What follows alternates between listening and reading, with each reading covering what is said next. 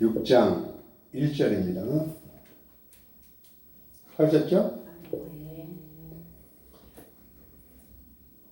6장 1절. 내가 보매 어린 양이 7인 중에 하나를 떼시는 그때에 내가 들으니 네 생물 중에 하나가 어떻게 얘기해요? 우레소리같이 말하되, 그 우레소리가 대적하는 자들을 쳐부수는 하늘 보좌의 소리인 줄 믿습니다. 아멘. 대적하는 자는 다 산산이 깨어진다니까. 네. 그 다음에 3장 봅니다.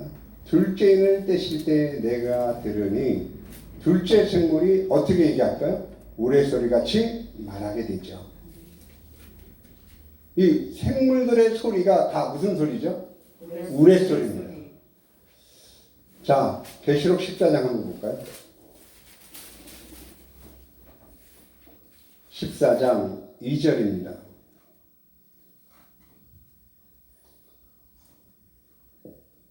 다시 한번 읽어볼까요? 시작. 내가 하늘에서 나는 소리를 들으니, 어디서 나는 소리죠? 하늘에서 나는 소리를 들으니, 시작. 많은 물소리와도 같고 큰 우레소리와도 같은데 내가 들은 소리는 검은 것 타는 자들의 검은 것 타는 것 같더라. 하늘의 소리야. 많은 물소리, 우레소리, 검은 것 소리. 여러분은 셋 중에 하나만 골라 잡아보세요. 하늘의 소리를 듣는다면 어떤 소리를 듣고 싶습니까? 우리 목사님? 또 여러분? 자신 있는 사람은 얘기해 보세요. 어떤 소리가 제일 듣고 싶어요? 네? 우레소리? 검은 것 소리? 한번 이거 들어본 것 같으네. 별로 기색이 반갑지 않은 소리 같은데. 검은 거는 악신을 몰아냅니다. 다윗이 검은 거를 탈 때 사울의 속에서 악신이 물러갔거든요. 근데 하늘의 소리를 들을 때 우레 소리를 넘어 검은 것 타는 자의 소리로 들을 수 있는 자 되시기를 바랍니다. 아멘. 그냥 우리가 부서지는 소리가 아니라 그 소리를 타고 하늘을 찾아가는 소리가 들려진다. 아멘. 네? 그러니까 내 것이 하나님을 외면한 채 지냈던 우리의 사상과 가치관이 뒤집어져서 아멘. 거기서 끝나는 게 아니라 검은 곳 사는 소리로 같이 들려서 그 소리를 타고 악신은 물러가고 하나님의 보좌에 이를 수 있는 자가 되셔야 할 줄 믿습니다. 아멘. 이런 사람의 행동이 어떤 줄 아세요? 한나와 같은 행동이 나오는 거예요. 한나와 같은 행동이. 세상에 여인의 최고의 목적이 뭐였습니까? 아이 하나 낳는 거예요. 그 아이를 하나님이 줬어. 최고의 목적을 하나님한테 바칠 수밖에 없어. 아니 바치고 싶은 거야. 그 말도 하지 않고 포성포성한 아이를 어머니가 나서 그거를 안고 있을 때 이건 정말 자기 생명보다 소중한 존재 아니겠습니까? 우물거리면서 엄마의 젖을 빠는 아이의 모습. 이런 것들을 왜 이 여인이 누리고 싶지 않았겠습니까? 그러나 자신의 최고의 목적을 포기하고 뒤로 하고 하나님에게 바친 거예요. 가장 내가 소중한 것.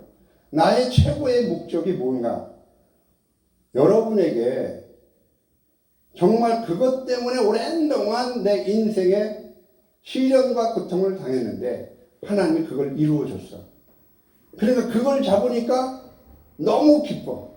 근데 그걸 놓치고 싶지가 않은 거야. 근데 그거를 하나님께 줄 수 있는 것은 하나님의 소리가, 하나님의 본질적인 이 역사가 자신에게는 최고의 목적보다 다 소중하다는 거 아니겠습니까? 아멘. 네? 제가 언젠가 이 얘기를 한 것 같아요. 아브라함이 아들을 낳았어. 이삭을. 누가 준 겁니까? 하나님. 근데 이건 내 거 같아. 하나님이 바치라 그러니까 세상에 그럴 수가 있어? 하나님 해드리도 너무하다. 그러면서 이제 투덜거리면서 올라갔을 거란 말이죠. 아브라함이 생각하기를 정말 너무하다 생각했을 거라고요. 그러면 아브라함이 이삭을 볼 때 자기 것이라고 생각했을 거란 말이에요. 근데 이삭을 누가 줬어요? 하나님이 줬죠. 쉽게 얘기할게요. 예를 들어서 어떤 사람이 화장실 앞에서 가방을 하나 맡겨놓으면서 화장실 갔다 올 테니까 잘 맡아달라고 그래. 그래서 가방을 들고 이제 기다렸던 거야. 그 사람 화장실 갔다 올 동안. 근데 그분이 화장실에서 안 돌아와. 그래서 그 가방을 들고 화장실 가서 다 뒤져봤더니 아무도 없는 거야. 없어졌어. 그 가방 속에 뭘 있지? 그래서 들어보니까 1억이 들어있어. 돈이. 이거 경찰서 갖다 줘야 돼? 집으로 가져가야 돼? 아니, 법적인 얘기 하지 말고 여러분 마음을 얘기해 보라고. 말 안 해도 알지. 집으로 가져가고 싶지. 그래서 이 사람 집으로 가져갔어. 빨리빨리 설교가 되지. 대답을 해야지. 집으로 가져갔어요. 집으로 가져가서 1년 동안 그걸 봤다가 덮어놨다가 봤다가 덮어놨다가 그랬는데 1년 후에 나타났어. 주인이 와서 그 가방을 달래는 거야. 서운해 안 서운해? 누구 건데? 내 거 같아요. 하나님 그 사람 건데 내 것 같은 거야.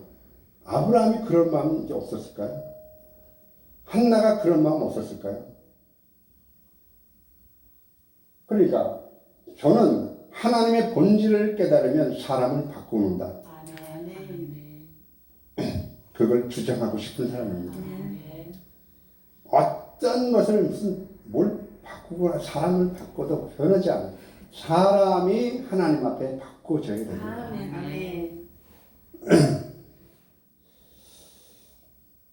그러니까 그분이 촛대 사이에 인자 같은 이의 모습으로 나타났어요. 그래서 지난번 우리가 앞으로 강의할 부분이 촛대 사이에 거니시는 인자 같은 이가 이 교회에 나타나심을 보게 됩니다. 그래서 이 교회와 내가 세상 끝날까지 너희를 붙들고 가리라는 약속을 해주시는 그림이 나옵니다.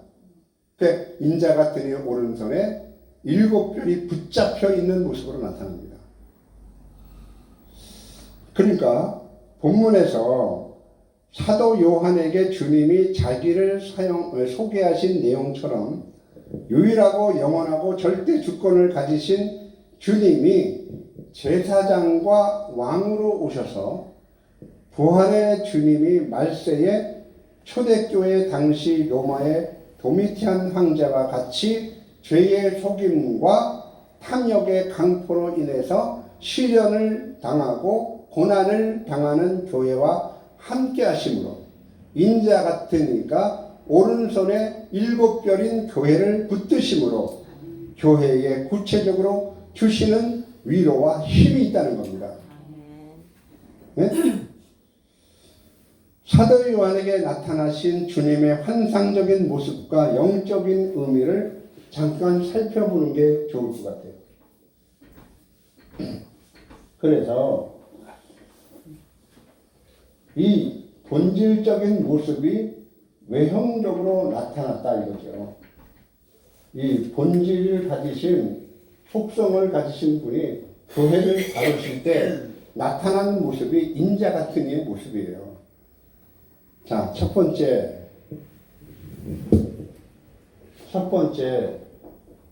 발에 끌리는 옷을 입고 나타나셨어요. 인자 같은 이의 모습. 두 번째, 가슴에 금띠를 띄었어요. 그러니까 앞서 얘기한 세 가지 하나님의 본질적인 속성이 프리즘이라는 어떤 그걸 통해서 나타날 때 분광이 되어 7가지 색으로 나타나는 거잖아요. 마찬가지로 하나님이 교회를 위한 당신의 본질의 역사를 9가지로 나타낸 거예요. 응? 자, 그 다음에 세 번째, 머리털의 희기가 흰 양털 같다. 네 번째, 그의 눈은 불꽃 같다. 다섯 번째, 풀무에 단련된 빛난 그의 발은 풀무에 단련된 주석 같다. 여섯 번째, 그의 음성은 많은 물소리 같다. 일곱 번째, 오른손에 7별이 있다. 오른손에 7별이 있다. 여덟 번째, 입에서 좌우에 날선검이 나온다. 아홉 번째, 얼굴이 해가 힘있게 비치는 것 같다.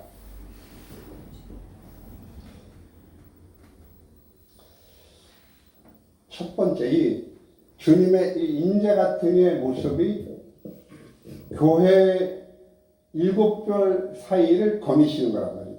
교회를 다니시는 게 이렇게 목양하시는 거란 말이죠, 지금.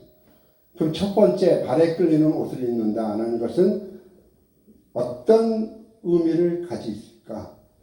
그는 제사장으로서 성도의 죄를 변호하고 사해해 주시는 대속의 사명입니다. 대속의 사명. 발에 끌리는 옷을 입다. 제사장의 옷인데 대속의 사명을 얘기하고 있습니다. 둘째, 가슴에 금띠를 띄었다. 영원한 왕으로서 그리스도의 나라를 통치하시는 주님을 얘기합니다. 대속, 구속, 그 다음에 여기는 왕으로서의 통치를 얘기합니다. 머리털의 희기가 흰 양털 같다. 부르심을 통해서 신적인 순결함과 절대의 주권으로 우리를 의롭게 하시는 칭의의 사명입니다. 의롭다 하시는 하나님. 네 번째, 그의 눈은 불꽃 같다 하는 것은 과거와 미래와 현재를 영원한 현재로 바꾸셔서 우리에게 계시를 통해서 견인하시는 사명입니다. 시간에서 영원으로 견인하고 유한에서 무한으로 견인하고 죽음에서 생명으로 견인하시는 바로 눈은 어떻게 하다? 불꽃 같다. 그러니까 우리의 눈은 시간과 공간에서 영원으로 눈을 떠야 된다는 거죠. 그래서 이거는 견인의 사명을 얘기합니다. 그의 발은 풀무에 단련된 빛난 주석 같다. 이거는 단련된 증음으로, 그러니까 십자가에 단련된 거죠. 십자가에 단련된 증음으로 사탄의 속성인 유혹과 강압을 사전에 파쇄하시고 끝내 발등상시키는 전투적인 송화의 사명입니다. 송화의 사명.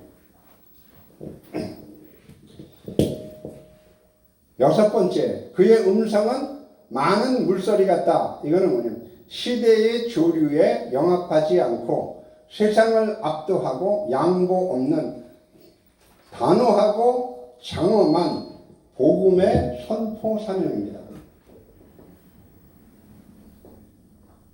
선포 사명. 오른손에 7별이 있다. 교회를 끝까지 참고 인내하시며 붙잡고 계시는 견인의 사명입니다. 견인.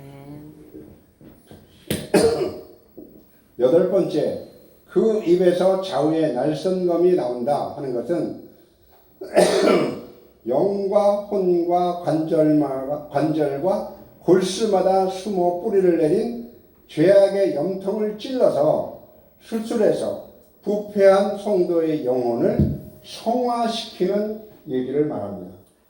사울의 날 전도 성화. 성화라는 사명을 얘기합니다. 아홉 번째, 그 얼굴은 해가 힘있게 비치는 것 같더라. 만물을 자기에게 복종케 하실 수 있는 자의 역사로 낮고 천하여 썩고 죽을 인간의 몸을 당신의 영광의 몸의 형체와 같이 변화시키는 영화로서의 사명을 얘기합니다. 그러면 이것이 인자 같은 이의 모습이거든요. 인자 같은 이의 모습으로 7개월 사이를 거니신다고요. 그 모습을 가지고 저게 무슨 모습이야? 왜 저렇게 나타났어? 우리를 감싸주거나 우리를 대적하고 핍박하는 로마의 군대를 부시는 장군과 같은 모습으로 나타나지 않고 이상 괴상한 모습을 가지고 나타나셨다고. 이게 바로 교회에게 종말에 요구하시는 당신의 사역입니다. 그러니까 각 교회마다 이 모습이 그대로 나타납니다. 다 같이 하면. 그러니까 예를 들면 오른손에 7뼈를 붙잡은 모습으로 나타난 교회가 누구죠? 에베소 교회입니다. 주님 손에 붙잡혀야만 교회가 될 줄 믿습니다. 바로 그 얘기를 하는 거죠. 붙잡히면 어디 가죠?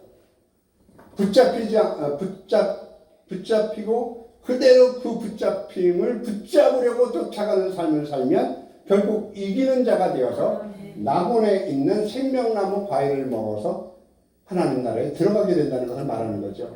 지금 에베소 교회는 그게 필요한 겁니다.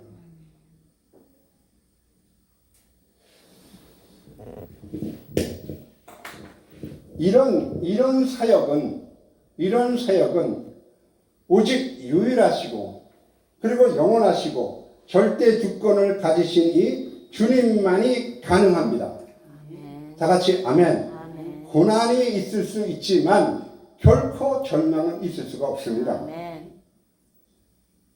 사랑하는 성도 여러분, 그리고 목회자 여러분, 절망하지 말고 이러한 주님이 이런 권세를 가진 주님이 우리와 함께 계시니 늘 도전하고 그리고 순종해서 승리하는 성도와 교회가 되시기를 바랍니다.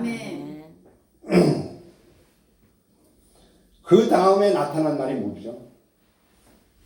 19절 말씀. 그러므로 그랬죠. 또. 그러므로 내 본 것과 지금 있는 일과 장차 될 일을 기록하라. 다 같이 아멘. 내 본 것은 다 잊어버려도 좋으니까 내 오른손의 7뼈가 금촉되라. 내가 교회와 영원히 함께할게. 너는 내 운명이야. 네가 아프면 나도 아파. 너 혼자만 고난당하는 게 아니야. 내가 붙잡고 있거든. 바로 그 말씀이거든요. 그러니까 우리가 하늘에 올라가서 거기 계시고 바다 끝에 가서도 거기 계시고 바다 밑에 가서 거기 계시고 은배 밑바닥에 가도 하나님 거기 계신다. 너는 내 운명이야. 주님이 이렇게 말씀하시는 거예요. 하나님 나타나셔서 이런 분이 나타나셔서 여러분 보고 얘야 너는 내 운명이야. 그럼 얼마나 위로가 될까. 응? 사도 요한에게 여러 부분 장엄하고 귀한 환상으로 나타나신 주님은 당신이 보여주신 각 부분의 모습 속에서 이 땅에서 현실적으로 고난받는 교회와 함께 이루어가야 할 미래의 거룩한 사역이 있음을 기억하시기를 바랍니다. 유일하고 영원하시고 절대 주권을 가지시고 그리스도의 남은 사역인 창조의 목적의 달성과 구속의 성취를 위해서 이 한 장소에도 교회가 세워진 것이라고 저는 생각합니다. 아멘. 왜 이 교회를 여기서 세웠을까? 그렇죠? 골로새서 말씀 하나 봅니다.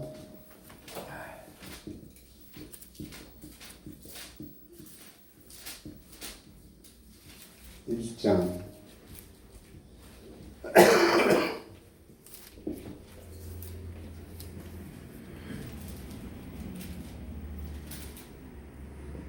1장 24절 찾으셨죠? 같이 읽습니다. 시작. 나는 이제 너희를 위하여 받는 괴로움을 기뻐하고 그리스도의 나는 고난을 고난을 그의 몸된 교회를 위하여 내 육체에 채우노라. 이 말이 됩니까? 여러분 이게 말이 된다고 생각하십니까? 너희를 내 자신 때문에 받는 고난도 아니야. 너희를 위하여 받는 괴로움을 내가 기뻐한다. 괴로움이 기쁩니까? 아니에요. 제 말이 말 같지 안 들립니까? 대답도 없어요. 괴로움이 기쁩니까? 아니요. 기쁘지는 않습니다. 아니 보통적인 상식으로 이게 기쁩니까? 괴로우면 고통스럽고 아프고 피하고 싶고 그렇잖아요. 벌레도요 찌르면 도망갑니다.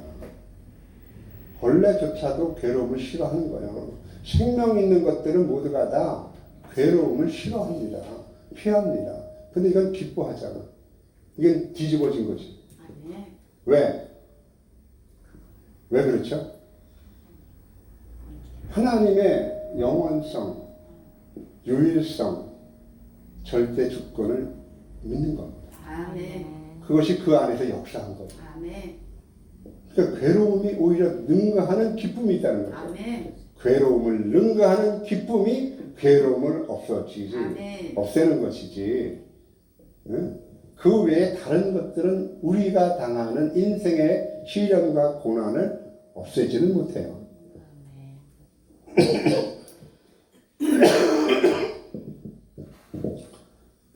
그래서 그 뒤에 보면 그리스도의 남은 고난을 그의 몸된 교회를 위하여 내 육체에 채우노라. 예수님이 고난 당하셨는데 이제 교회가 그것을 통해서 이루실 일이 있단 말이에요. 근데 그걸 이룰 때는 어떻게 해야 되죠? 예수님처럼 자기 죽음과 자기 십자가로 이루어야 되니까 그것이 남은 고난이죠. 예수님이 남은 고난이 아니라 예수님이 우리에게 남겨주신 고난이라는 거죠. 그 고난을 기쁨으로 이겨나갈 수 있는 자 되시기를 바랍니다.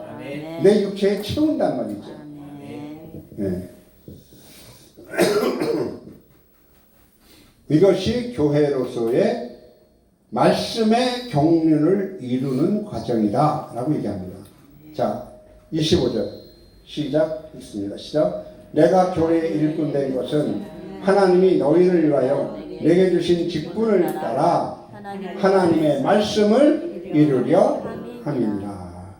다 같이 하면 근데 이 지상에 이 말세에 이 땅에 나타난 진실한 교회들을 통해서 하나님은 주님은 창조의 목적이 달성될 때까지 또는 구원의 계획이 완전히 성취될 때까지 주님은 보좌 우편에서 기다리고 계시니 이 모든 날 마지막에 교회가 창조의 목적이 달성될 때까지 구속의 계획이 완전히 성취될 때까지 겪어야 할 고난을 그리스도의 남은 고난이라고 말하는 겁니다.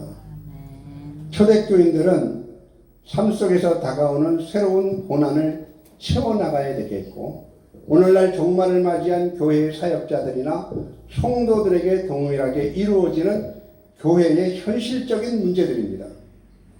그러니까 이것은 현재적 십자가의 체험이죠.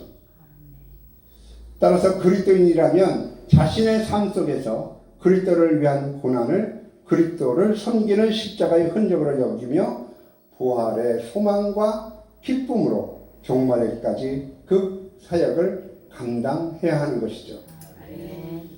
종말론, 계시록은 종말론의 핵심입니다.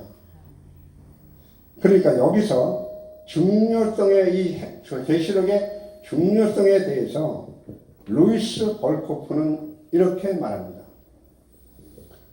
구원의 과정에서 아직 이루지 못해서 남은 부분들이 있는데, 구원의 과정에서 아직 이루지 못하여 남은 부분들이 있는데, 이 남은 구역의 사역에 대해서 교회는 종말론으로 대답해야 된다.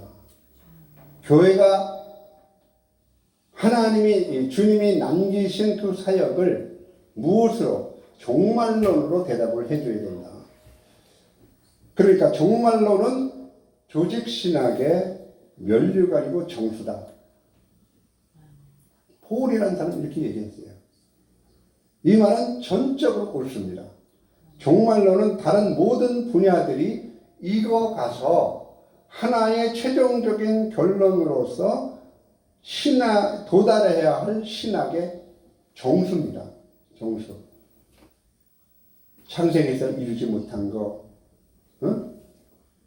모세오경에서 이루지 못한 거, 유대인들이 이루지 못한 그 열왕기상이나 삼상, 사무엘상, 이 모든 역사에 이루지 못한 일들, 예수님이 이루지 못한 일들, 남은 부분, 그 예수님의 제자들이 남긴 부분들, 이 모든 부분들이 최종적인 결론으로서 도달해야 할 신학의 한 부분이 계시록이라는 거죠. 카이퍼 박사가 바르게 지적한 바와 같이 다른 모든 분야들은 어떤 문제들을 답하지 않고 남겨두고 있는데, 이런 문제에 대한 답변은 종말론인 계시록이 제공해야 한다 라고 얘기하는 거죠. 이거 다 아닙니까? 결론적으로. 그래서 그리스도, 다시 말하면 기독론을 기초로 한 교회론이다. 이게 누가 이루어야 될 겁니까? 교회가 이루어야 되죠. 다 같이 아멘. 다시 한번 설명을 드릴게요. 신론에서는, 종말론이란 뭐냐? 신론에서는 하나님께서 어떻게 그 손으로 하신 일을 통해서 최종적으로 완전하게 영광을 받으시는가, 그리고 하나님의 말씀의 경륜이 어떻게 완전히 실현되는가 라는 것이 종말론이에요. 신론에서는 종말론이 바로 그런 위치를 차지한다는 거죠.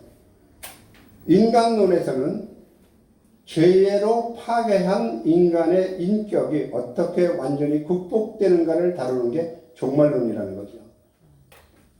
기독론에서는 그리스도의 사역이 어떻게 완전히 승리하는가가 이 계시록의 문제라고요. 그 다음에 구원론에서는 하나님의 백성의 완전한 구속과 영화에 있어서 성령의 사역이 마지막 어떻게 나타나는가라는 문제가 종말론이라는 거죠. 교회론은 교회의 최종적인 성화의 문제가 계시록입니다. 이 모든 문제들은 종말론을 조직신학의 정수로 삼고 그 속에서 해답을 찾아야 할 문제들을 주님이 인자 같은 모습으로 나타내 보여준 겁니다. 그러니까 7개를 다니면서 이제 이 인자 같은 모습이 각 교회의 다양한 모습으로 나타납니다. 그리고 교회가 가지고 있는 문제가 뭐냐? 바로 이런 문제들이 완성되지 못할 것들입니다. 이세벨이 왜 다스립니까? 주님이 왕으로 통치하지 않기 때문에 그런 거죠. 발람의 교훈을 왜 줬습니까? 주님이 왕으로 통치하지 않기 때문에 그런 거죠. 이해가 되시죠? 그러니까 그 많은 풀무에 달랑이 된 주석 같다, 이런 것은 철장 같은 권세를 받아 그들을 질그릇 깨트리는 같이 할 수 있는 놀라운 능력을 주시게 될 것을 믿으시기를 바랍니다.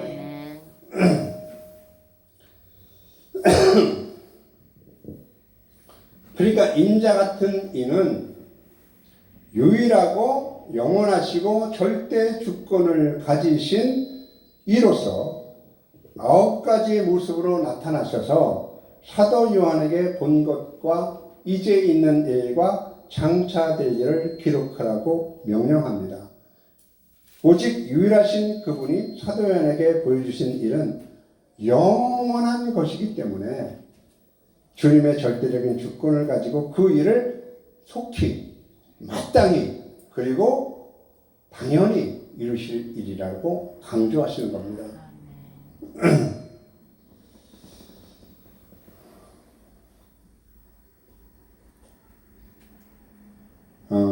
본 것과 이제 있는 일과 장차 될 일은 설명을 요약하겠습니다. 여기가 뭡니까? 생략하겠습니다. 왜냐하면 몇 번 다루었기 때문에. 근데 먼저는 가장 중요한 것은 이런 것을 먼저 보는 일이 중요합니다. 보는 일. 이 보는 일은 A도입니다. A도. 근데 이 보는 일은 뭘 포함했냐면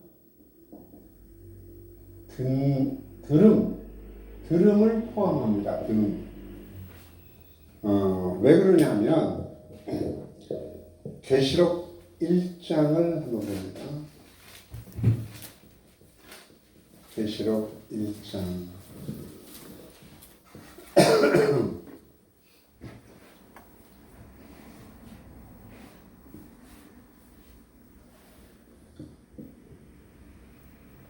같이 읽습니다. 시작.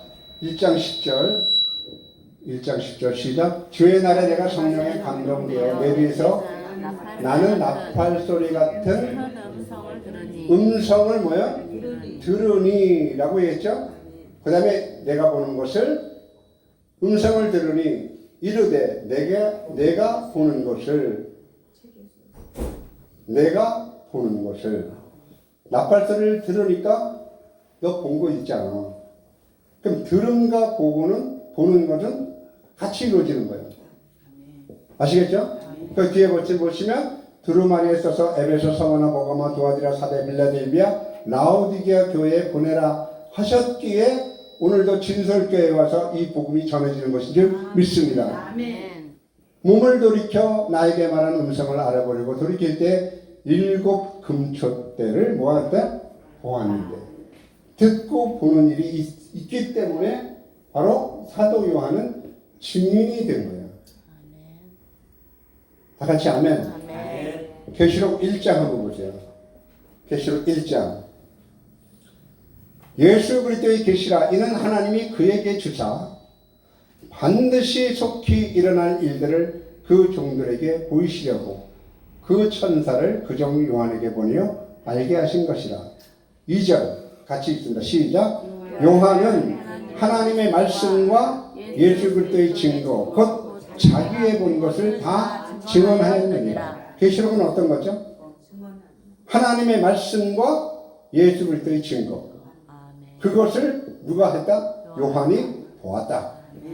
이 에이도라는 것은 시나 룩을 얘기하는 게 아닙니다. 그냥